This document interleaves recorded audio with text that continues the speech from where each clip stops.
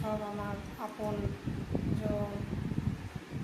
এখন আমি একটু কিছুদিন ধরেই ভুগছি।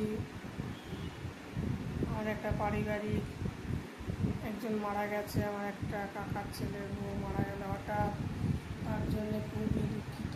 আমার ঠিক করে ভিডিও হচ্ছে না, আর ওই অসুস্থতায় ভুগছি। এখন আবার নিজের প্রবলেম, চোখের প্রবলেম বিশাল হয়ে গেছে। বন্ধুরা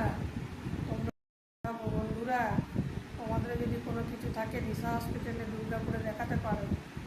পলাশদিয়ার কাছেই দিশা হসপিটাল। বাই।